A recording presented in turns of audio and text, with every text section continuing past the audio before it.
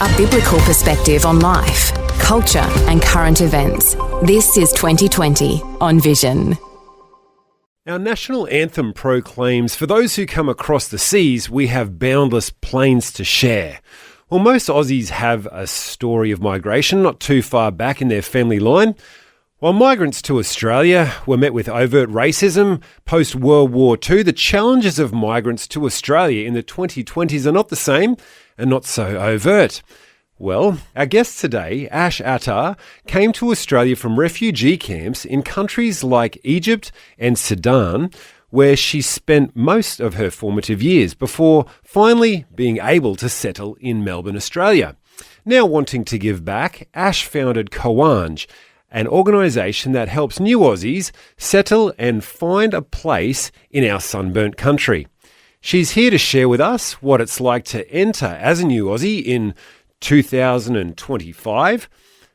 What are the blessings and what are the challenges, and what may help the broader Australia community and the body of Christ understand these new Australians as they settle in. Welcome for the first time to 2020, Ash Atar. Thank you, Vision Christian Radio and Pastor Tosh, for having me. It is such an honour to share my story with you and your listeners. So thank you. Oh, it's our honour to have you here and to share your story. It's a story and a type of story that's constantly a changing face. The new faces to Australia, the new people who are coming in from different backgrounds. Can you share with us a little bit about your journey to Australia as a refugee? Yeah, sure. Basically, from South Sudan in East Africa, world's youngest nation. So South Sudan had a referendum in 2011 as it became, the Republic of South Sudan. It was initially a part of Sudan. And South Sudan had been in war ever since I remember. And due to the ongoing civil war, there's been a displacement to a lot of the South Sudanese. And my family was one of them. So we moved to North Sudan, where there wasn't war. And that's as a young child, I was 1 year old, and, into Sudan and leaving as a 7 years old. And into Cairo, Egypt. So as just a refugee living in the, outskirts of Cairo, I've received education in Arabic and partly French as well before moving to Australia as a year 8 student. So it's, the journey involved a lot of movement. So as I sit here, I have a reflection of, my time as a 7-year-old in Khartoum, Sudan, and also in Cairo, Egypt. And when first arrived in Melbourne, it was 2 a.m. It was freezing cold. It was this type of cold that I've never seen or imagined at that time. And of course, we were not dressed for the event. No. And so one of the other things as well, I remembered, when we woke up in Melbourne and the next day of being in Australia, Melbourne, I went outside and I looked around and there isn't a single person walking on the streets, very different to Cairo, Egypt. When you step out of your house, you step into a sea of people. So that was, a bit of a shock. But it's something that, shaped who I am today in 2025, Pastor Tosh. So it was a journey full of, ups and downs, especially for a young person. But I've been very lucky also to have come to Melbourne and to Australia and to integrate and to receive, the education and the qualification which I've obtained to be able to do more.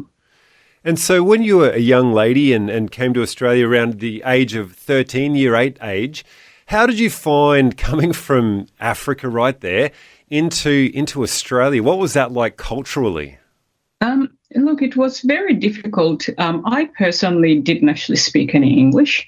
I've not spoken English at all, and so I received education in Arabic, and I wrote and spoke Arabic at least to a primary level, and I've come in and I was taken to a girls' school, not being able to communicate, and I guess that was a very a grey area and sort of very empty, because it would have taken me a long time to sort of reflect back to sort of see how I've navigated that. But I was lucky because the school and the students actually treated me really well. They were fascinated by my long braids and, and so, we found sort of things to sort of communicate about, and how long they were there, and it was just really nice and warm. I was the only African girl in my school until the end. But I guess navigating the language more so, Pastor Tosh, was a bit of an issue for me before culture, because I guess at that age you are able to integrate a lot better than being an adult in terms of culture. And with your journey out of a war-torn area and into Australia, how did you find God on the journey with you? Did you see his hand at work? Absolutely. God's hand was at work from when I was born, I believe, throughout the journey of my family, moving out of South Sudan into Egypt. These were, and I don't have a lot of recollection exactly on the move, but I remember there was a train, and of course there were planes, there was helicopters.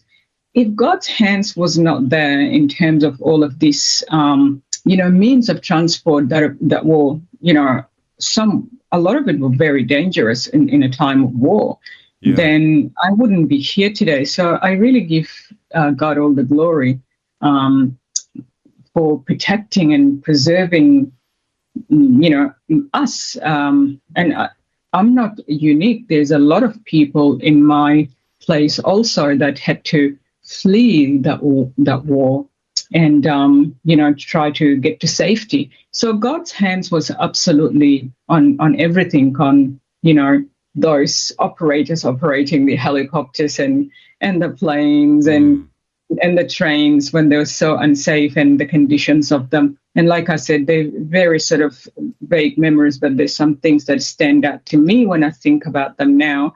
I know that, if it wasn't for God, we would have not made it together as a family of 9. Wow. So that was mum and dad and 7 children. So tell us, you mentioned before about being raised in the outer area of Cairo, Egypt, and educated in Arabic.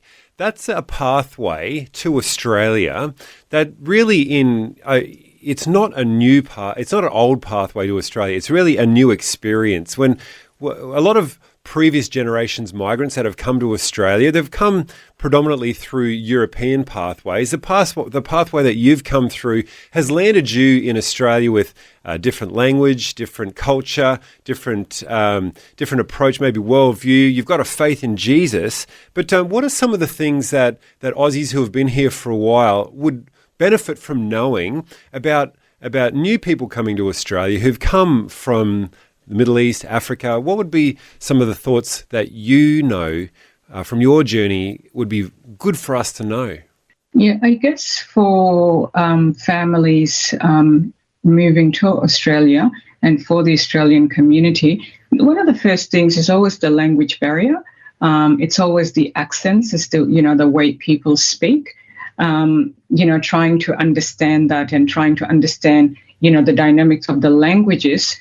When you're talking to someone and they're not from Australia or did not grow up in Australia or were born here, you'll have to, have a thought within your mind about the language dynamics, because Arabic is a very different language and completely opposite to English. This is one thing I can say.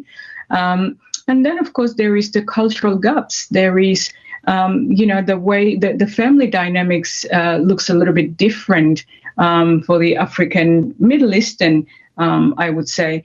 But I guess for us as Christians, because I grew up in the churches, my family, were churchgoers, and our faith in the Lord was quite strong. We maintain that as well. But there is, a cultural gaps in terms of values, taboos, the do's and don'ts across the two cultures. And for people like myself that, come from South Sudan and lives in North Sudan, which has, a bit of Arab and Arabic to it, and then you come to the Republic Arab of Egypt that is fully almost Middle Eastern, and then you come to Australia, you pack on a lot to kind of really shape you. And people have got different names for it, Pastor Tosh. So people say all sorts of things to me. So, but I'm grateful. I am absolutely grateful. And speaking of you're coming to Australia, since coming here, you've wanted to give back, and you've started your organisation Kowanj, which has operations here in Australia that helps new Aussies settle in. And you've also got operations back in the Sudan. Can you tell us about what's happening on the ground in Africa there? Yeah, so Kowanj, Australasia is a registered charity and a social enterprise.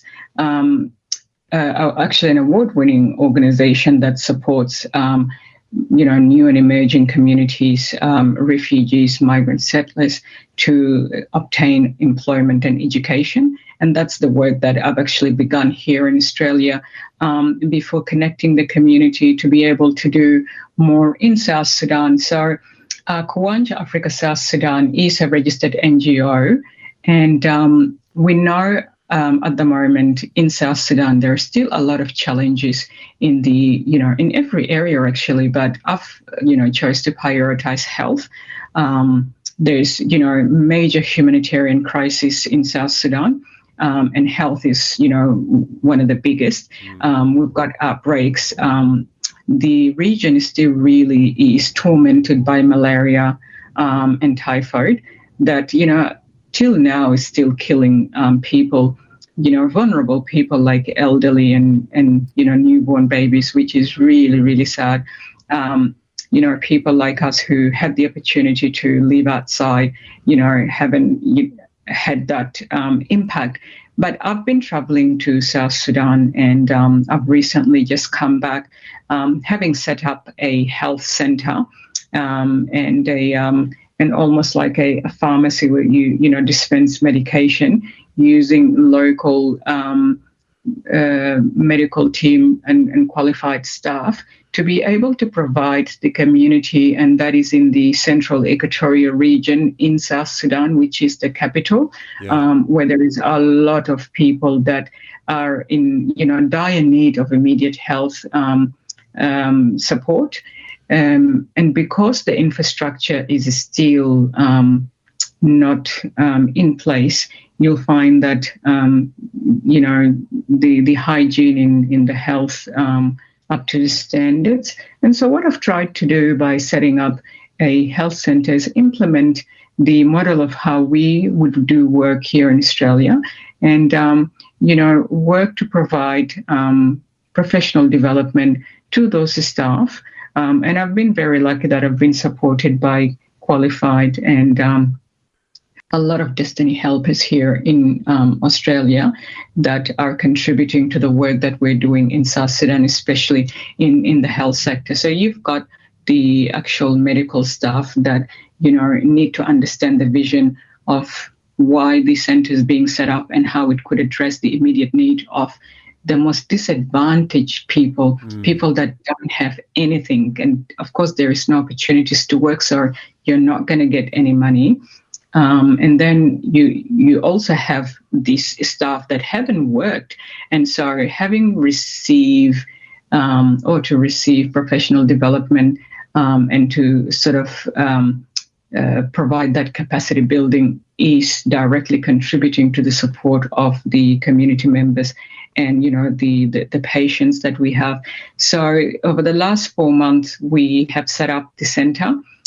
We have been able to support over 300 3 to 500 people, ages between newborn up to 70 of people dropping in of the data that we're receiving. It's amazing.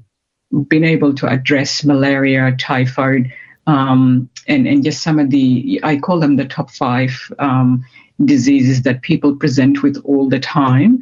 And this is a very small fraction of it, Pastor Tosh, and I would love also your listeners to visit us and visit our website and take a look and, find ways that they can contribute. A lot of the times people may say contribution is monetary, but sometimes contribution is also capacity building, where you have qualifications, where you have other things that you will be able to offer that contributes to the bigger picture. So that is an encouragement that I will also put out. But the health center is doing good, and it's doing very small. And we hope that it will expand its work that can support other regions within South Sudan, because it is really a country in dire health needs, and that can be easily checked. And of course, there is many reasons as to why, but we want to focus on the solutions. And that's where my heart is, Pastor Tosh. That's what the Lord has directed me and shown me for years, actually. And I'm so glad I've finally been able to do that. So let his name be glorified. Let his name be glorified, and it's a credit to you for your hard work pushing in as well, and just choosing to do what you can with the opportunities that are in your hand. And if there are Vision family members across Australia or beyond who want to get involved, who want to support financially, who want to volunteer, who want to throw their sweat equity into it, the website is kowanj.com.au, and that's spelled Kowanj. Ash Atar is our guest in conversation today. We've got a couple of minutes left. Ash, can you tell us about what the work Kowanj is doing here in Australia with new Aussies that are settling in from this part of the world? Sure. And I just, Pastor Tosh, like to just go back to Kowanj Africa, just to also provide additional links with kowanjafrica.org. Okay, And I'll be able to, send some social media handles for people to have a look at, what's already been done, etc. So I would love to share that, and that could be put out. So that's Kowanj, Kowanj, Africa.org. .org, yeah. Brilliant. Yeah, and go on, if you would, share with us about what's happening here in Oz. So Kowanj, Australasia, Kowanj actually is the Dinka word. And Dinka is one of the major languages in South Sudan. One of the largest groups speaks it. So Kowanj means help in that language. And so Kowanj Australasia Limited, as I've mentioned earlier, is a registered charity with DGR status, and it's a social enterprise that focuses on addressing the unemployment, social and educational problems of the new and emerging and migrant refugees communities. We understand when people first come to Australia to settle, the integration process can be very complex, especially when you have adults coming in. So Kowanj provides employment, educational and social support to the new and emerging communities, those that recently arrived migrants, so the African Australians and the CALD communities, including, people from the Arabic Middle Eastern background as well. So we have had the opportunity to work with the Palestinians and, the Iraqi Syrian communities, but not limited to. So we provide employment support, understanding that when migrants as ourselves, first move into a new country, what they like to do is, build a future for themselves through, an effective employment, a good employment, and they immediately think of ways that they can help their family members that they've left behind. So you'll find that they are seeking pathways to become qualified and to become employed and to progress within employment. So Kowanj has been able to connect more than 2,000 people into ongoing employment, upskilling. We've delivered over 200 programs. We connect with over 50 employer partners, training institutions, and registered training organizations. All of these create a holistic end-to-end support, Pastor Tosh, to the newcomer. Once you understand the pathway that you want, you are then being able to connect to the right employer, and we do that really well through our engagement and networks. So we are very critical within the communities, providing those pathways, and also working with local businesses, employer partners, local government, state government, and we delivered programs to the federal government. Kowanj is a representative on the local jobs program for the Inner Melbourne region, and that is an initiative that's been developed by the Department of Employment and Workforce Relations, and we are representing the called communities by addressing the challenges in the labour market and addressing the issues that some of the employer partners may find in employing, those newcomers. We deliver cultural awareness workshops where, we create a safety net for employers to speak about some of the things that is challenging them in bringing on, someone who's recently arrived into Australia within their workforce. We also, talk to them about, inclusive workforce, recruitment strategies, connecting within communities, liaising within communities, because we found it difficult that a lot of employers would love to connect with those communities, but, the safety element and aspect of it makes it a bit difficult, and which is, where we come in as Kowanj Australia have played a really critical role and have been able to connect community members with meaningful employments and, progression within employments, and would love to see that expansion happening, within other states as well. Well, we take our hat off to the work that you're doing both abroad and here in Australia, Ash. And if you could just leave one thought with us as we wrap up, we've got about a minute or two to go. For the broader Australian community, what would be a simple thing that would be good to keep in our mind when we're meeting people who are new to Australia? I guess to feel safe, when you do meet someone who has just arrived and, may have the challenge with English, you may ask them something about their country. People are very happy to, start speaking about where they come from. There's a lot of longing for those people that are here and have been here, that left their families and extended families and the place where they grew up. And I see that with my parents, Pastor Tosh. And so when someone says to them, what's a nice food in your country? What's a language in your, just a question that ties them back, that opens a very safe conversation. It creates that interest and it creates that respect and understanding. And I think for, the listeners to know this, especially with the, new and emerging and migrant communities,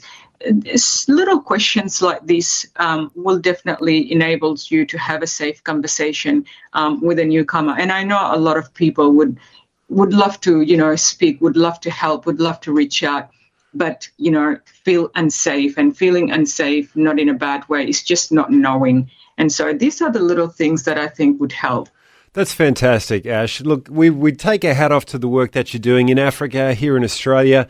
Thank you for coming on 2020 today on Vision Christian Radio, and we look forward to keeping track with Kowanj's developments happen into the future. Thanks for coming on. Thank you for having me. Thank you, everyone. It's our pleasure. And if you want to follow up with Kowanj, their website is kowanj.com.au. That's Kowanj. And kowanjafrica.org. Their Instagram handle is also Kowanj_Australasia. I'm Tosh Sturgess, filling in for Neil Johnson this week. You're on 2020 on Vision Christian Radio. Thanks for taking time to listen to this audio on demand from Vision Christian Media. To find out more about us, go to vision.org.au.